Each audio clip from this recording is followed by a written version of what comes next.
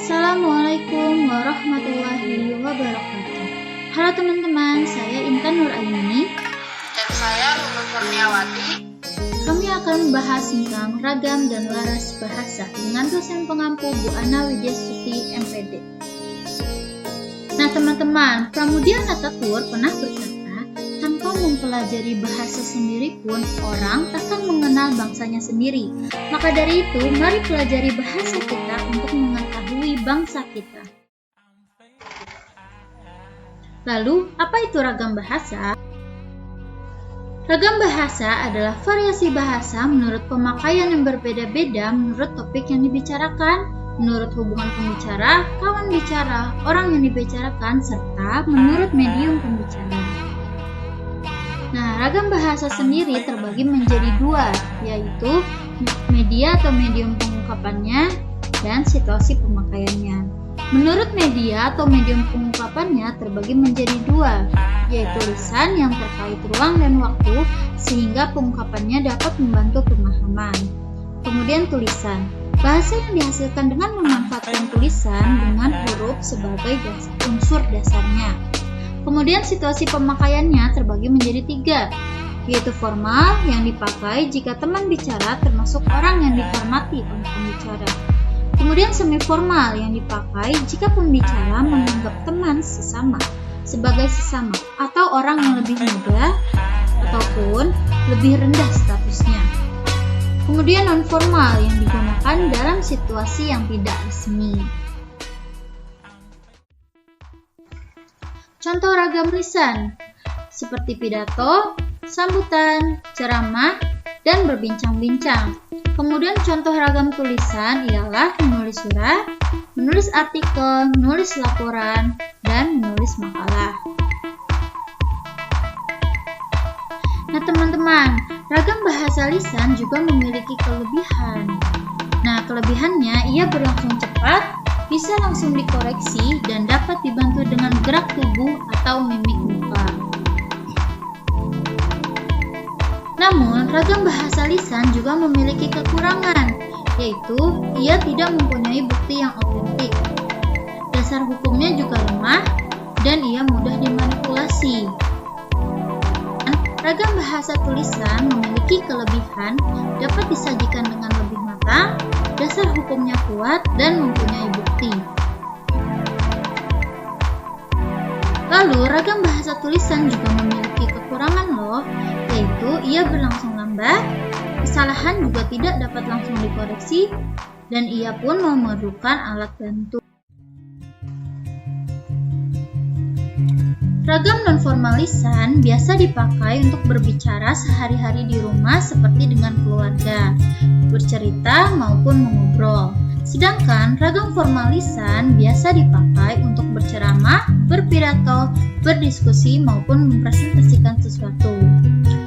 Ragam non-formal tulis biasa dipakai untuk menulis surat kepada kerabat, menulis surat kepada teman, dan menulis surat catatan harian.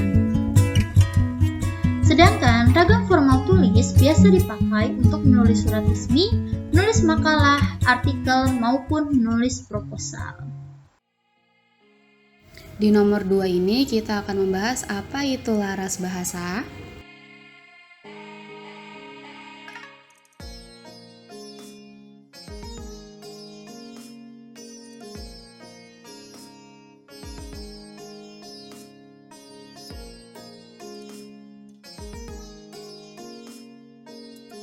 Menurut KBBI atau Kamus Besar Bahasa Indonesia Daring, laras bahasa merupakan kesesuaian di antara bahasa dan pemakaiannya. Jadi di sini kita bisa tarik kesimpulan bahwasannya laras bahasa adalah suatu kesesuaian antara bahasa itu sendiri dengan pemakaiannya.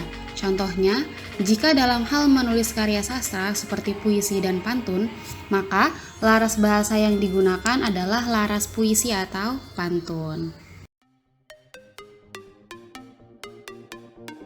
Nah, di sini kita juga sudah menyiapkan tabel agar teman-teman lebih jelas tentang laras bahasa.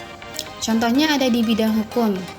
Kita menggunakan bahasa yang sifatnya di situ non-ilmu atau non-ilmiah.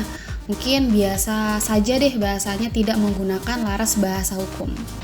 Nah, kalau tidak memakai laras bahasa hukum, kalimatnya akan menjadi dia dihukum karena melakukan penipuan dan penggelapan.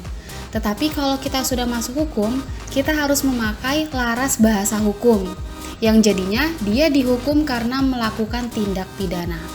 Kemudian di nomor 2 ada bidang bisnis. Mungkin kalau di situ orang awam seperti saya sendiri, yang tidak mengerti dengan bisnis akan ngomong setiap agen akan mendapatkan potongan khusus. Tetapi kok di situ sudah memasuki laras bahasa bisnis, maka akan menjadi setiap agen akan mendapatkan rabat khusus. Kemudian di nomor 3, di bidang sastra.